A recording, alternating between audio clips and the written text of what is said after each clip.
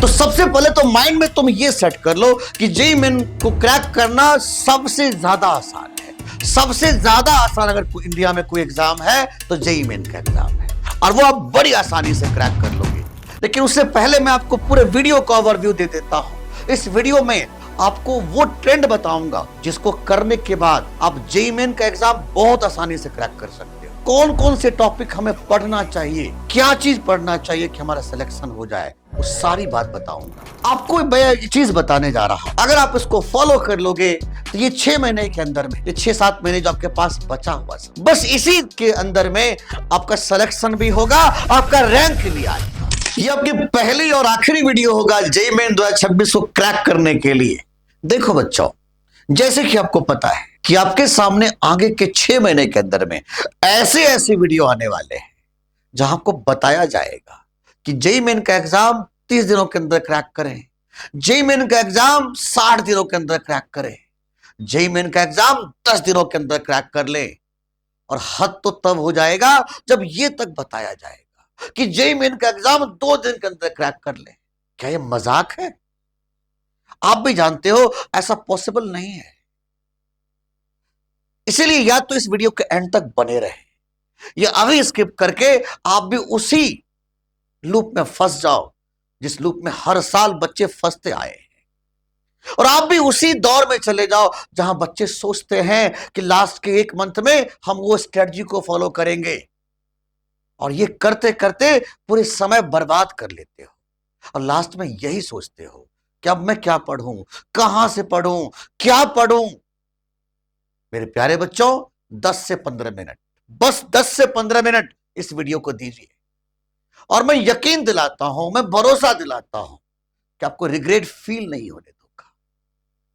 तो बिना कुछ बातें किए आगे बढ़ने से पहले मैं आपके सामने कुछ फैक्ट रखता हूं। तो सबसे पहले आप इस क्वेश्चंस को देखिए, आप इसको गौर से देखिए। जेना डाउट के कुछ क्वेश्चंस को मैं दिखाने की कोशिश कर रहा हूं। ये 2024 का है, ये 2022 का है, ये 2021 का है, और ये 2019 का है। आपने क्या फील किया कि क्वेश्चंस वही है, भले ही लैंग्वेज अलग अलग है, डाटा अलग अलग है, लेकिन क्वेश्चंस वही है। इतना ही नहीं, ये तो जेना डायोड के क्वेश्चन दिखाया, आप इसको देखिए, डी ब्रॉगली को देखिए, आप देखिए प्रोटॉन और अल्फा पार्टिकल के ऊपर में 2024 में भी क्वेश्चन आया था, 23 में भी आया था, 20 में भी आया था, और 21 में भी आया था। भले ही क्वेश्चंस के लैंग्वेज अलग थे, डाटा अलग थे, लेकिन लगभग आत्मा वही था, कॉन्सेप्ट वही था। आप इस चीज को भी देख सकते हो। रिक्वायर्ड स्पीड को देखो 21 में, 24 में। इतना ही नहीं, अलग चैप्टर्स को देखो, रे ऑप्टिक्स में देखो, यही क्वेश्चन 2019 में पूछा गया था, और सेम चीज को, सेम फंडा को 2021 में भी दे दिया गया। इससे मुझे क्या समझ में आया? इससे मुझे यह समझ में आया मेरे प्यारे बच्चे कि एनटीए जब भी पेपर सेट करता है तो पीवाईक्यू को सबसे पहले प्रेफरेंस पे रखता है, सबसे पहले प्रेफरेंस पे रखता है।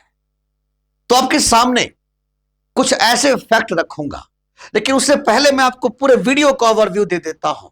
इस वीडियो में आपको वो ट्रेंड बताऊंगा जिसको करने के बाद, जिसको समझने के बाद आप जेईई मेन का एग्जाम बहुत आसानी से क्रैक कर सकते हो।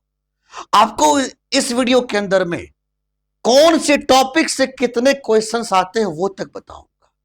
आपको इस वीडियो के अंदर में कौन कौन से टॉपिक हमें पढ़ना चाहिए, क्या चीज पढ़ना चाहिए कि हमारा सिलेक्शन हो जाए, वो सारी बात बताऊंगा। लेकिन उससे पहले आपको कुछ ट्रेंड बताता हूं। आप इस ट्रेंड को गौर से समझना। जैसे कि आपको पता है कि 2019 से लेकर के 2025 तक जेईई मेन के 144 सेशन हो चुके हैं। अगर 144 सेशन हुए हैं, और हमने क्या देखा कि लगभग 12,000 के आसपास पीवाईक्यू हमें दिया जा चुका है जेईई मेन के द्वारा। हर सब्जेक्ट में अगर हम बात करें तो कम से कम 4-4 हजार के आसपास क्वेश्चंस दिया जा चुका है। अब सबसे बड़ा सवाल उठता है कि क्या ये जो 4-4 हजार क्वेश्चन आए हैं हर सब्जेक्ट के में, उसके आसपास, क्या ये सारे के सारे क्वेश्चंस यूनिक थे? नहीं। मैंने अपने ऑब्जर्वेशन में देखा मैंने अपने ऑब्जर्वेशन में देखा मेरे प्यारे बच्चे, चाहे 19 से लेकर 25 तक के सारे ऑब्जर्वेशन में हमने क्या देखा कि लगभग 1000 से 2000 के आसपास ही क्वेश्चंस यूनिक थे। मतलब बात तो बड़ा स्पष्ट है भाई कि 10 से 11,000 क्वेश्चंस ऐसे थे जो यूनिक नहीं थे, जो या तो एग्जैक्टली पीवाईक्यू थे या उसी पीवाईक्यू के लैंग्वेज चेंज किया गया, थोड़े से फॉर्मेट चेंज कर दिया गया, लेकिन सब कुछ वही थे, आत्मा वही था। हमने क्या क्या ऑब्जर्वेशन किया जरा समझने की कोशिश करिए। हमने ये ऑब्जर्वेशन किया मेरे प्यारे बच्चे कि इस जेईई मेन के जो पैटर्न बने 19 से लेकर 25 तक में, हमने इस ऑब्जर्वेशन में देखा कि 85% क्वेश्चंस उसी पीवाईक्यूज के आसपास थे, जिसमें मैक्सिमम से मैक्सिमम क्वेश्चन 85% के आसपास क्वेश्चन या तो इजी थे या इजी टू मॉडरेट थे। और इस तरीके से हम क्या फील कर पा रहे हैं कि 300 नंबर में से 255 नंबर बड़ी आसानी से आप निकाल सकते हो, क्योंकि टफ क्वेश्चन तो थे ही नहीं। और ये आज की बात नहीं कर रहा हूं मेरे प्यारे बच्चे, ये 19 से लेकर के 25 तक की कहानी सुना रहा हूं मैं आपको। तो सबसे पहले तो माइंड में तुम ये सेट कर लो कि जेईई मेन को क्रैक करना सबसे ज्यादा आसान है। सबसे ज्यादा आसान अगर इंडिया में कोई एग्जाम है तो जेईई मेन का एग्जाम है, और वो आप बड़ी आसानी से क्रैक कर लोगे। इसलिए इस वीडियो के एंड तक बने रहना, एक एक शब्दों को बस कॉपी पे लेके बैठ जाओ, और ये जो आपको पीपीटी प्रोवाइड करूंगा जो डिस्क्रिप्शन में मिलेगा उसको सेव करके रख लेना, और उसके एक एक शब्दों को अच्छे से समझने की कोशिश करना। तो सबसे पहले हम आपको कुछ ऑब्जर्वेशन दिखाएंगे, आप उस ऑब्जर्वेशंस को फील करिए, और जैसे ऑब्जर्वेशंस को फील करोगे उसके बाद मैं आपको कुछ कंक्लूजन बताऊंगा कि हमें क्या करना चाहिए। तो जैसे कि आप देख पा रहे हो बच्चों कि एनआईटी, ट्रिपल आईटी और जीएफटीआई में कितने सीट हैं, टोटल मिलाकर के लगभग 44,000 के आसपास सीट है, जिसमें आपने देखा कि एनआईटी में 24,000 के आसपास सीट है, ट्रिपल आईटी में लगभग 10,000 के आसपास सीट है, और जीएफटीआई में भी लगभग 10,000 के आसपास सीट है।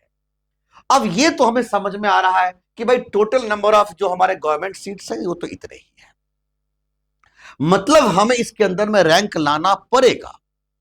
अब मैंने क्या ऑब्जर्वेशन किया 2025 के स्कोर से, मैंने इस पूरे को दो पार्ट में डिवाइड कर दिया। मैंने इधर रखा सेफ स्कोर और इधर रखा अनसेफ स्कोर। हमने क्या एनालाइज किया बच्चों कि इस बार जिसका 99.9 परसेंटाइल आया था उसका स्कोर 14, उसका रैंक 1475 तक गया था। मैं इस तरीके से टेबल में आपको दिखाने की कोशिश कर रहा हूं, 99.5, 99 परसेंटाइल, 98.5 परसेंटाइल, और इस तरीके से रैंक हमने डिसाइड किया। और तुम्हें मैं बता देता हूं कि इस बार क्या ऑब्जर्वेशन किया गया कि 99.5 परसेंटाइल से ऊपर जितने बच्चे के थे उसको टॉप एनआईटी या ट्रिपल आईटी मिले और मनचाहा डिपार्टमेंट मिला। लेकिन मैंने यह भी ऑब्जर्वेशन किया कि जो बच्चे का स्कोर 98 परसेंटाइल से ऊपर थे उसको ट्रिपल आईटी या एनआईटी मिलने के चांस पूरे थे और मिल भी चुके थे। लेकिन जिस बच्चे का स्कोर 90 परसेंटाइल से नीचे था उसका सिलेक्शन होना बहुत मुश्किल था, उसका गवर्नमेंट सीट पे मिलना बहुत मुश्किल था इस साल जनरल कैटेगरी के लिए। तो ये ऑब्जर्वेशन हमने देखा इस साल। अब इसके बाद मैं आपको कुछ चीजें और बताने की कोशिश कर रहा हूं। मैं आपको यह समझाने की कोशिश करूंगा कि जनवरी सेशन हमारे लिए सबसे इंपॉर्टेंट क्यों है। कुछ बच्चे सोचते हैं कि मैं अप्रैल सेशन को अच्छे से कर लूंगा, लेकिन मैं आपको बता रहा हूं कि आप जनवरी पर फोकस करो। क्यों जनवरी पर फोकस करो? क्योंकि जनवरी और अप्रैल का मैंने एक ट्रेंड निकाला। मैं क्या देख रहा हूं कि जनवरी के 2023 में 99.9 परसेंटाइल 241 पे था, अप्रैल में 243 हो गया, मतलब कहीं ना कहीं इसका परसेंटाइल मैं देख रहा हूं बढ़ते हुए।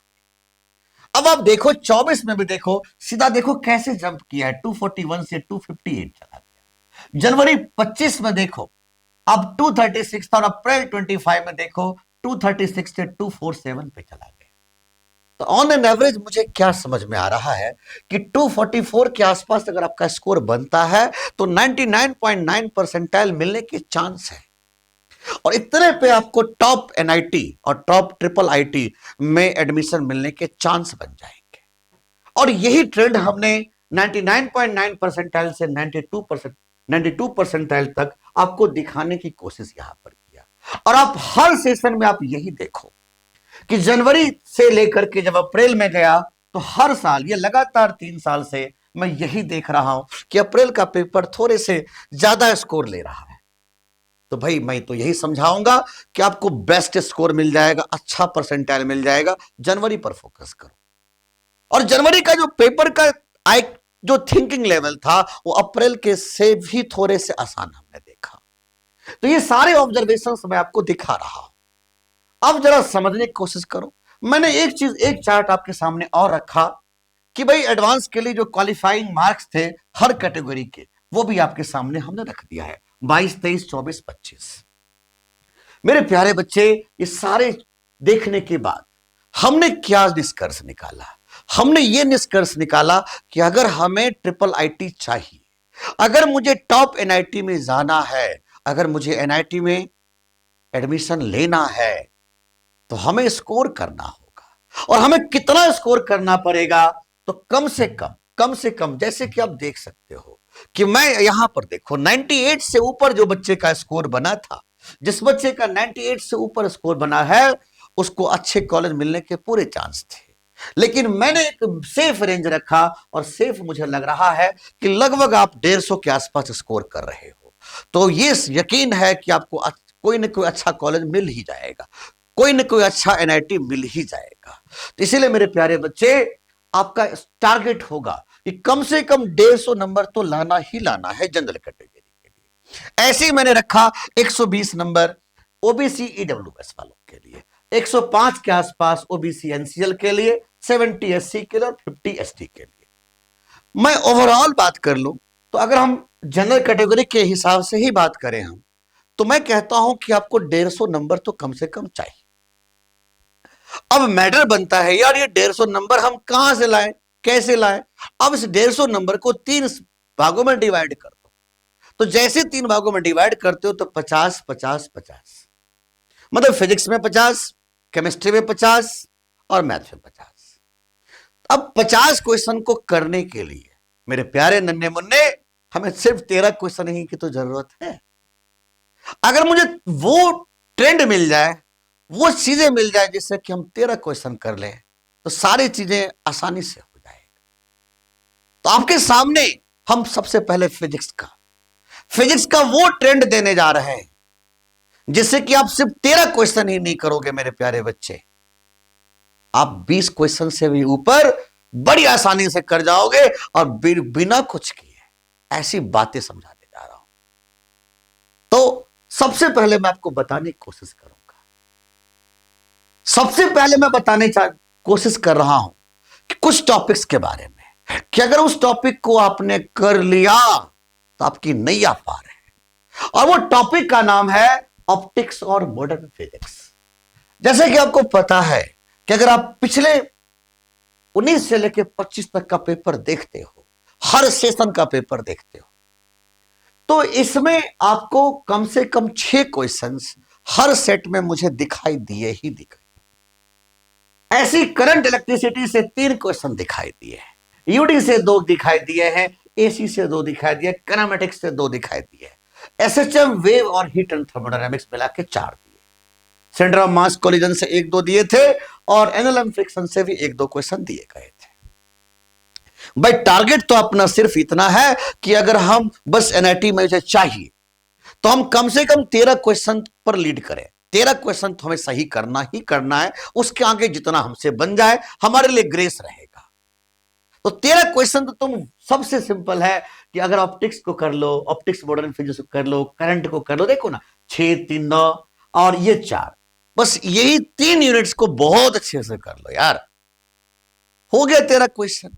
इसके अलावा जो तुम करोगे ना वो ग्रेस होगा, क्योंकि ये बात भी सच है मेरे प्यारे बच्चे कि जेईई मेन के एग्जाम में और 2 सब्जेक्ट हैं, कोई ऐसा सब्जेक्ट भी हो सकता है जो आपको वहां पर परेशान कर सकता है। तो मान लीजिए किसी सब्जेक्ट में स्कोर थोड़ा डाउन भी हो गया, थोड़ा भी डाउन हो गया, तो ये तो सही है ना कि फिजिक्स आपको सपोर्ट कर दिया। अगर थोड़ा सा भी सपोर्ट कर दिया तो बस बल्ले ही बल्ले।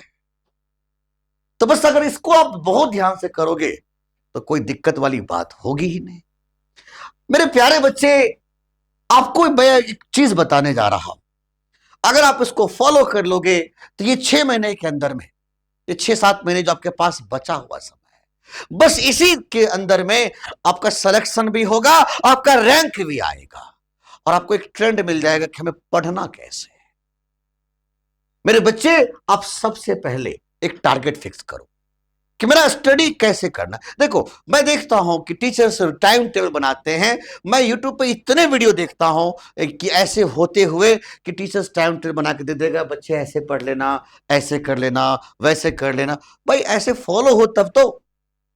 फॉलो बच्चों करना है, आपका क्या टाइम टेबल है ये आप जानते हो। मैं आपको बहुत ही सिंपल भाषा में बात करूंगा कि भाई आप ऐसे करिए, आप अगस्त मंथ में सिर्फ 6 चैप्टर का टारगेट लीजिए, 3+1 से और 3+2 से। ऐसे ही सितंबर में भी 6 चैप्टर, अक्टूबर में भी 6 चैप्टर, नवंबर में भी 6 चैप्टर, और दिसंबर में सिर्फ 4 चैप्टर।